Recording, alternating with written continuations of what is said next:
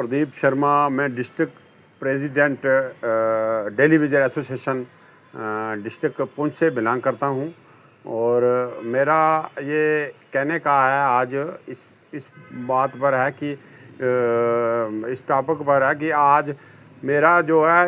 ये लड़के वैसे फ़ोन हमें करते हैं कि शर्मा साहब क्या हुआ, हमारे ये पीछे आर्डर निकला था एक, तो उधर गवर्नर हाउस से या उधर से आर्डर निकला था या असेंबली से, तो क्या हुआ, कैसे क्या हुआ। मैंने उनको जवाब दिया, भाई कि जब तक आपकी सैलरी परमानेंट नहीं पड़ेगी तब तक गवर्नर हाउस से आर्डर निकले या असेंबली से आर्डर हो तो तब तक कोई हमें कॉन्फिडेंस नहीं है, ना ही कोई आर्डर है हमारा, ना ही किसी ने आर्डर किया है और ना ही हमें कोई परमानेंट किया है, ना ही कोई हमारा लेटर है, ना ही कुछ है। तो अगर ये होगा, अगर परमानेंट पॉलिसी, तभी हम सोचेंगे कि जब तक हमें वो नहीं मिलेगा, ये इसका सैलरी नहीं मिलेगी परमानेंट की, तो तब तक हमें कोई अनकॉन्फिडेंस है, सारा कुछ फेक है, सब जो भी मोबाइलों पर चल रहा है सब जितना भी है फेक है। बाकी कहने का मतलब है कि हमारी स्टेट में ऐसी हालात बनी है, देखो हमारी स्टेट की इतनी बुरी हालत बन गई है, इतनी हालात है कि देखो उधर उत्तराखंड में, यूपी में योगी आदित्यनाथ जी जो हैं, उन्होंने क्या किया कि एक प्रयागराज का मेला लगाया, और मेला लगाने से उन्होंने क्या किया, वो भी एक चीफ मिनिस्टर हैं उधर के यूपी के, तो उन्होंने मेला लगाया और बाहर वर्ल्ड को भी इनविटेशन दिया, अपने भारत वर्ष को भी इनविटेशन दिया प्रयागराज में कि आओ स्नान करो, और पूरी फैसिलिटी दी उन्होंने। और लास्ट में कितने आदमियों ने स्नान किया, उधर 70 करोड़ आदमियों ने स्नान किया। ये ग्रेटनेस है चीफ मिनिस्टर की, ये उसकी खूबसूरती है। तो मैं उनको, योगी आदित्यनाथ जी को अपनी तरफ से, जम्मू कश्मीर की तरफ से, अपने डिस्ट्रिक्ट की तरफ से मैं उनको उनके चरणों में कोटि कोटि नमन करता हूँ, और ऐसे चीफ मिनिस्टर को मैं सल्यूट करता हूँ कि जिन्होंने आज तक, मैं कहना चाहता हूँ कि आज तक हमारा जो डेली विजर है, इस वक्त 30 साल हो गए, तो 60,000 बंदा जो है डेली विजर परमानेंट नहीं हो सका। ये बड़े दुख और बड़े अफसोस और बड़े शर्म की बात है कि आज तक जो भी हुआ वो भी कहता रहा कि ये लेटर निकला, ये हुआ है, ये हुआ है। तो मैं कहता हूँ कि ऐसे ऐसे लोग होने चाहिए। हमारी स्टेट में छोटी छोटी बातें हैं, उनको लेकर बहुत बड़ा खींच लेते हैं, तो जो लोगों के मसले हैं वो वैसे ही उलझे पड़े रहते हैं। तो मैं कहता हूँ कि ऐसे सियासत, ऐसा काम नहीं होना चाहिए हमारी स्टेट में।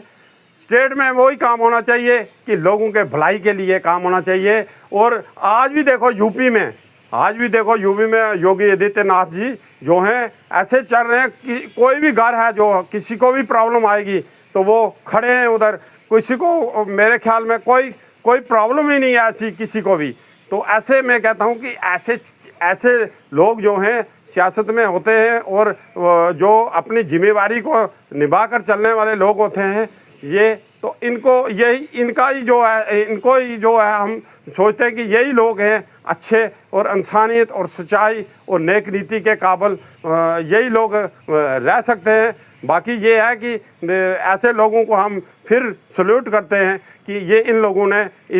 देखो आज इस वक्त तक कोई भी ऐसा हमारी स्टेट के अंदर है, ये छोटा छोटा कोई प्रोग्राम, छोटा छोटा कोई तूफान आ गया, कोई कुछ ही हो गया, तो पूरा मैन स्टेट में लोग भी परेशान हो जाते हैं और स्टेट भी परेशान हो जाती है छोटी छोटी बातों पर, और तभी हमारी स्टेट तरक्की नहीं कर रही है, तभी हमारी स्टेट में ऐसा है। तो मैं कहता हूँ कि हाथियों को लड़ाई और घास का पीसना ये नहीं होना चाहिए। हाथियों की लड़ाई से घास को पीसना, ना हाथी लड़े, हाथी काम करें और जो पीसने वाले हैं वो बच सकें, तो उससे बड़ा मैं कहता हूँ और कोई काम हो नहीं सकता। हमारे चैनल के माध्यम से प्रधानमंत्री मोदी जी, मैं मोदी जी से भी कहता हूँ, मोदी जी भी एक अच्छे प्राइम मिनिस्टर हैं, हिंदुस्तान के जाने माने प्राइम मिनिस्टर हैं, वर्ल्ड प्रेसिडेंट भी हैं वर्ल्ड के, और हिंदुस्तान के प्राइम मिनिस्टर भी हैं। मैं उनको फिर रिक्वेस्ट करता हूँ कि एक पैकेज दीजिए जिसमें कि जो बाढ़ तो आई है उनके लिए तो है, चलो उनको तो देना है जो जैसे भी है, बाकी ये जो